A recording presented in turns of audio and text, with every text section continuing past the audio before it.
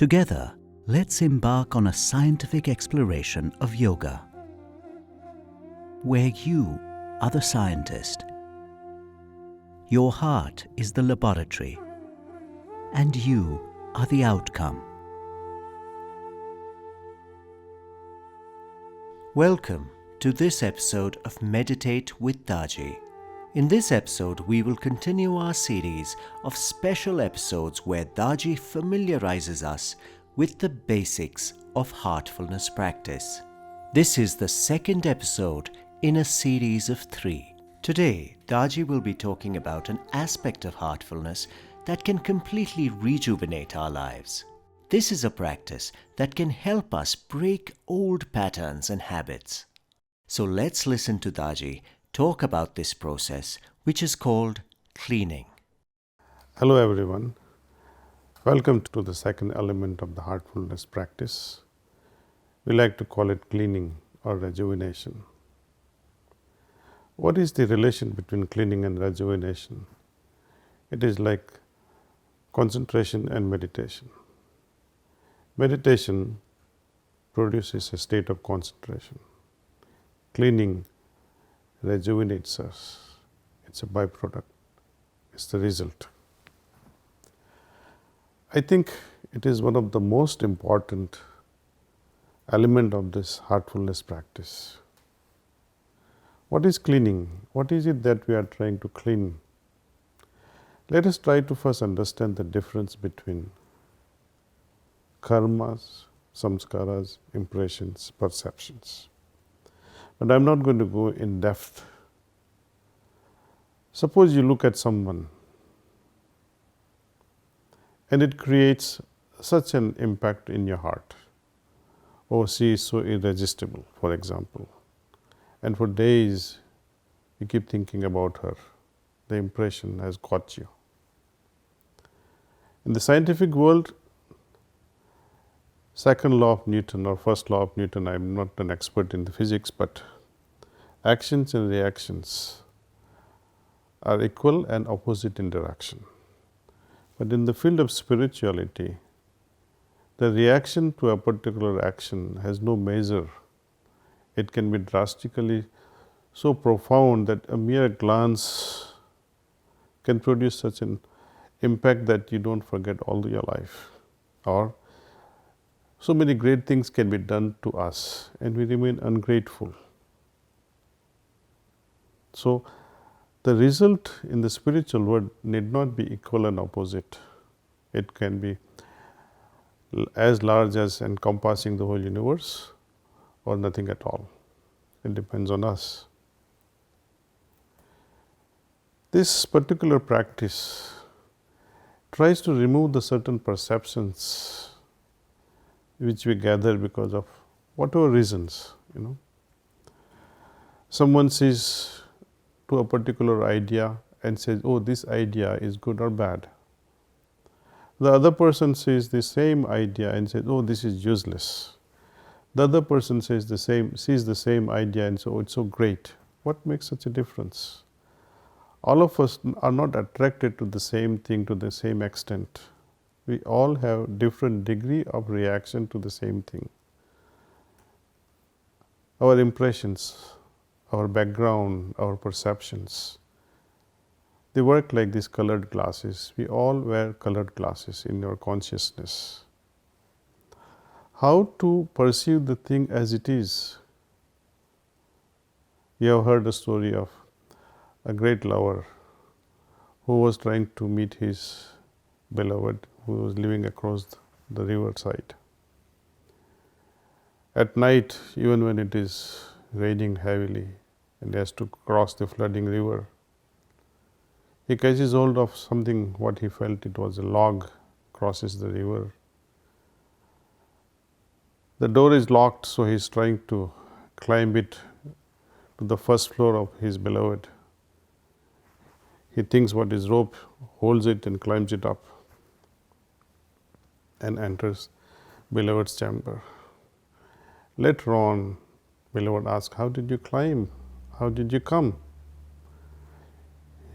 He said, you left a rope for me to come up. She's laughing. A rope? I never left a rope for you. I didn't even know you were coming. Anyway, then when they see through the window how he climbed up, it was a huge snake. He felt it was a rope. Perception. He was madly in love. So even little thing seemed as if things are helping him to achieve his goal. When he is returning and sees the log that he thought it was a dead corpse. So perception again. There is a beautiful example of an elephant or a horse tied by a rope to a small plastic chair. Imagine the impact of such a perception. Horse or an elephant who can bring down the entire tent in a circus, but it is tied to a mere small lousy plastic chair. Again, it's a matter of perception. Our ideas, our thoughts, our impressions, they have such a hold on our being. We need to clean that and see the things they are. So I would like to share with you all how to get rid of these impressions, perceptions, reactions, or broadly speaking, karmas or samskaras. How we can remove them. All our daily activities are like harbingers of collecting all these things, knowingly or unknowingly. At the end of the day, when most of our daily activities are over, we come home to 10-15 minutes of relaxation, spending time with the family. Sit down quietly in some nice cozy corner in your house and try and apply this particular technique. This whole technique is to bring about or bring out the inner abilities from us so that we see things as they are. We like to remain pure, we like to remain simpler. The complexities and impurities that we gather, or let's put it differently, the complexities and impurities that we have accumulated because of these daily activities which are unavoidable. We have a chance now, before these impressions or before these cognates get settled in the deeper level of my consciousness, I like to remove them. When someone says, have you heard such and such a song? Then we try to find, we scan through our mind, we try to find the cognates of this song buried in our mind. If these cognates are found, that yes, this song is there, I know about this song, then you sound so wise or full of knowledge. Oh, I know this song. But if these cognates are not found, then you say, oh, I don't know it. I remain ignorant about it. So we all carry a certain level of cognates which we recognize in our interactions. And these are these cognates which go on interfering our daily activities. Either we know or we don't. And complexities arising out of all these cognates, buried impressions, interfere with our judgments. Either we make too much of judgment or too little of a judgment because of lack or full clarity. So this practice of dissolving the impressions that are acquired within us over the course of our daily activities is taken up seriously at the end of the day. Removing these complexities what would you expect? Simplicity, isn't it?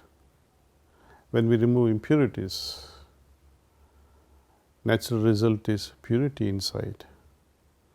This, both in turn, simplicity and purity, brings about naturalness within our system.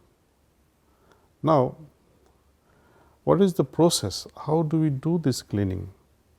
Our activities, our daily activities rather, create a lot of complexities and impurities.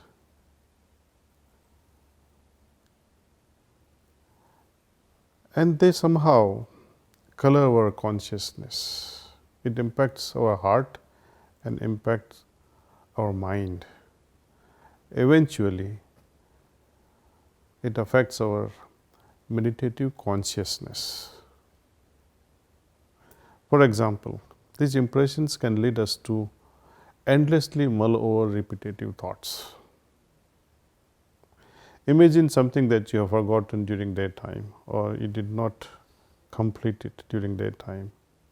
It creates a certain level of impression, and it haunts your mind just before you go to sleep. So incomplete work, something that you did wrongly, also haunts us. So when we do this cleaning, these impressions are removed in such a way that not the memory is removed, but the impact of such a failure or success is removed. The impact of our actions, the impact of our inactions, impact of our thoughts, impact of our ideation, or impact of the surrounding, means of our boss or some innocent things, can also impress our mind.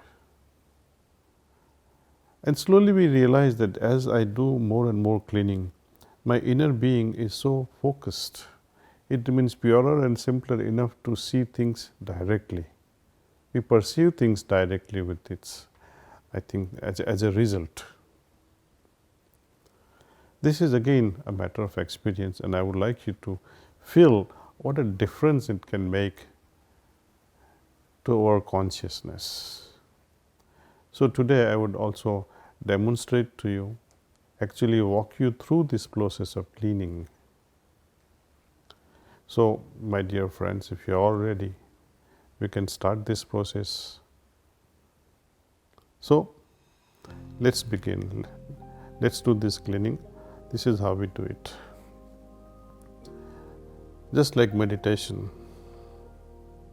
we close our eyes very gently.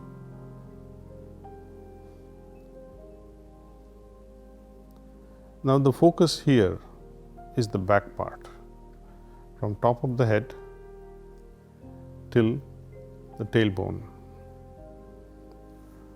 shoulder to shoulder, back part. We have to think that all the complexities and impurities are going away.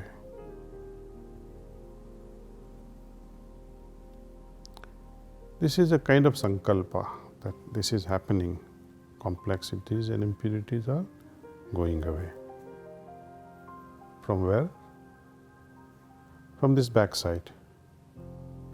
From top of the head till the tailbone. Imagine that and think that they are going from that back side. And how? Think that they are going in the form of smoke. So let us rethink this process, what we are doing. We are simply making a sankalpa or a suggestion that all complexities and impurities are going away from my backside in the form of smoke.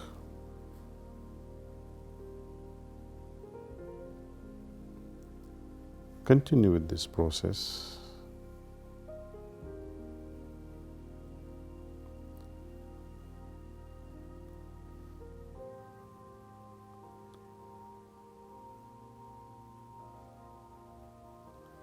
If you are settled with this much, I would like you to do one more thing. Accelerate this process.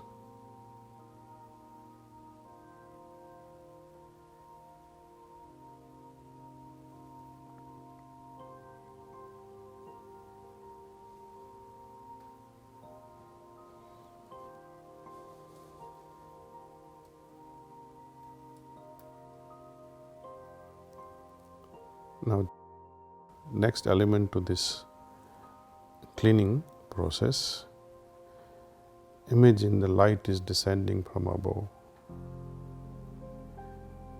It is entering from the front side of your system and passing through the entire system, entire body,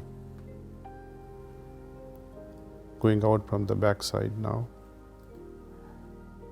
helping us remove these complexities and impurities.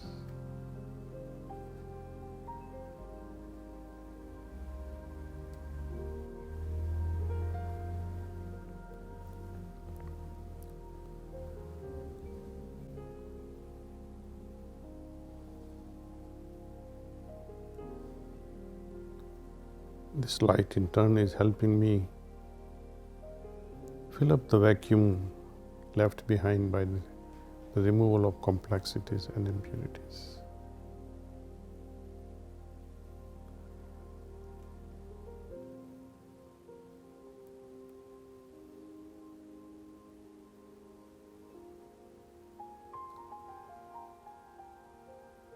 At the end of this cleaning, generally we make a firm suggestion that yes, all the complexities and impurities are now removed, and that I feel a lot simpler and purer.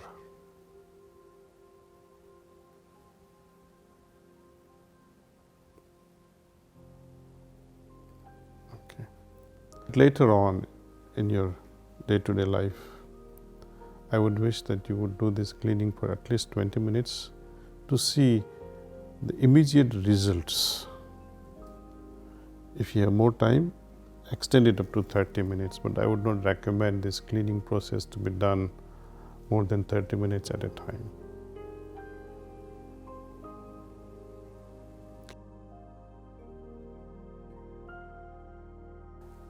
Just to give you a quick learning on how to meditate, just simply close your eyes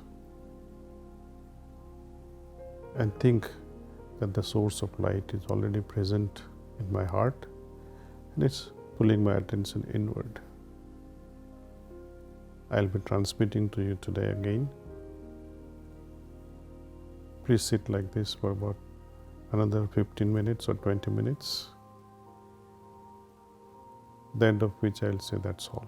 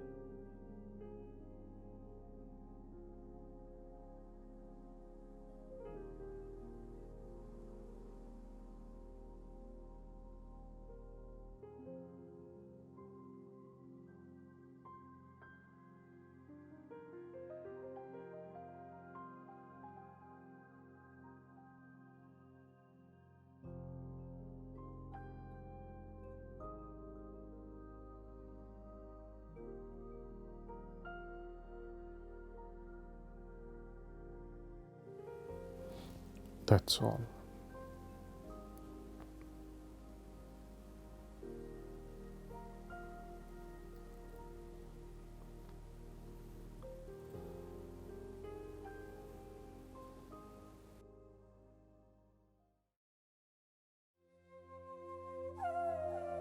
Thank you for joining us on this episode of Meditate with Daaji. See you again next week.